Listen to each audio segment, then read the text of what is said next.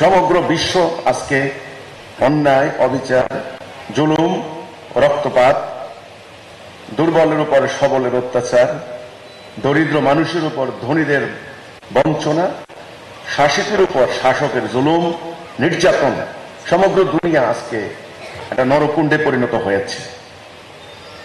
আপনার কি উন্নত বিশ্বে, কি অনুন্নত, কি উন্নয়নশীল, দুনিয়ার সকল রাষ্ট্রগুলিতে একই চিত্র, একই অবস্থা। পারিবারিক ভাঙন, সামাজিক বিশৃঙ্খলা, অর্থনৈতিক দুর্নীতি, জালিয়াতি, রাজনৈতিক হানাহানি, সারা দুনিয়াটা একটা নরকুণ্ডে পরিণত হয়েছে। বিশেষ করে মুসলমান নামক জাতি, এই মুসলমানদের সংখ্যা হচ্ছে 200 কোটি, কেউ বলেন 180 কোটি। একেবারে এক্সাক্ট হিসাব আমি এই মুহূর্তে একেবারে প্রত্যেকটা রাষ্ট্র টু রাষ্ট্র, আমি 15 বছর আগে একটা হিসাব করেছিলাম, এখন অবশ্য 15 বছর চলে গেছে। আজকে আমি ধরলাম 180 কোটি মুসলমান।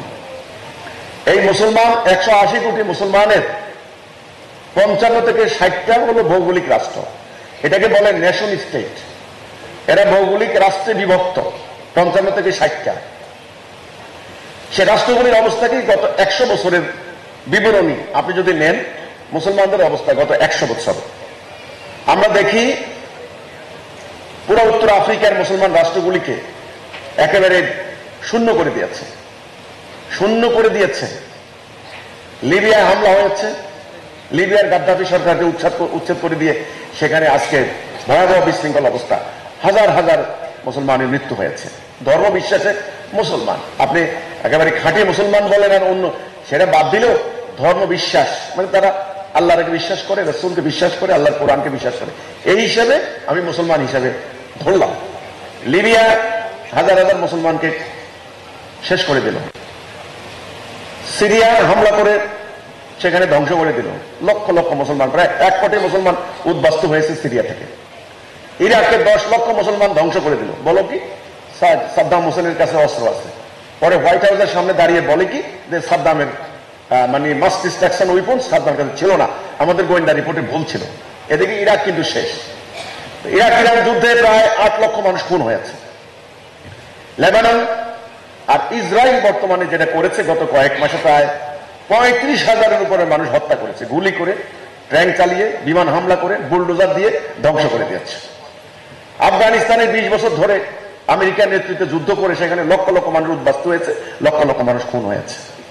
মিয়ানমারে আমাদের ঘরের কাছে 10 লক্ষ মুসলমানকে ঘর থেকে বের করে দিয়েছে, কোনো বিচার নাই। কাশ্মীর বিশ্বের অন্যতম নির্যাতিত একটা এলাকার নাম। কাশ্মীরের মুসলমানদেরকে একদম তাদের সমস্ত স্বাধীনতার দাবি আজকে স্থিমিত, আজকে সেখানে কথা বলার কেউ নাই, শেষ করে দিয়েছে। আমরা যখন দেখলাম যে ইউরোপের একটা মাত্র মুসলিম প্রধান রাষ্ট্র ছিল বসনিয়া হার্জেগোভিনা, এখন এই রাষ্ট্রের কথা খুব একটা বেশি আপনারা জানেন না।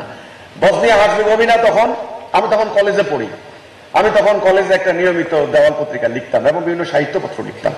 সেখানে বসনিয়া নিয়ে আমার একটা লেখা প্রকাশিত হতো।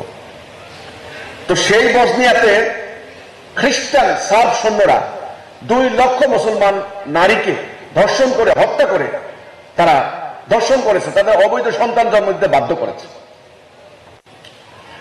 তো এই যে এগুলো বলতে গেলে আপনি চীনে যান, চীনের জিনজিয়াং প্রদেশে যান, সেখানে মুসলমানদের উপর অত্যাচার চলছে। তাহলে আমি যদি বলি থাইল্যান্ড, কম্পুচিয়া, লাওস, আপনি যেদিকে যাবেন না কেন, সারা ওয়ার্ল্ডে যেদিকে তাকান, এই মুহূর্তে 8 কোটি মুসলমান উদ্বাস্তু। এদের কোনো বাড়ি নাই, ঘর নাই, কোনো পাসপোর্ট নাই, এরা উদ্বাস্তু। 8 কোটি সারা ওয়ার্ল্ডে, এটা আমার পরিসংখ্যান নয়, জাতিসংঘের হিসাব। তো আমি যেটা সামারি কথা বলতে চাচ্ছি যে আজকে মুসলমানদের উপরে এই জুলুম, এই নির্যাতন, এই নিপীড়ন, এই অন্যায়, এই বাস্তুচ্যুতকরণ, দেশান্তরিতকরণ, তাদের নারীদেরকে, লক্ষ লক্ষ নারীকে বেইজ্জতকরণ, এর কারণ কি? এর কারণের মধ্যে আমরা হিজবুত তাওহীদ আন্দোলন বলেছি 2টি কারণ আছে। একটা হচ্ছে আধ্যাত্মিক কারণ, একটা হচ্ছে জাগতিক কারণ, মানে দুনিয়াবী কারণ, জাগতিক কারণ, একটা হচ্ছে আধ্যাত্মিক কারণ। আধ্যাত্মিক কারণ হচ্ছে আল্লাহর শাস্তি, আল্লাহর মায়া। আল্লাহর শাস্তি কোনটা? আল্লাহ কোরআনে বলেছেন, যারা ঈমান আনার পর কুফরিতে ফিরে যায় তাদের উপরে আল্লাহর লানত, ফেরেশতাদের লানত এবং সমস্ত মানব জাতির লানত।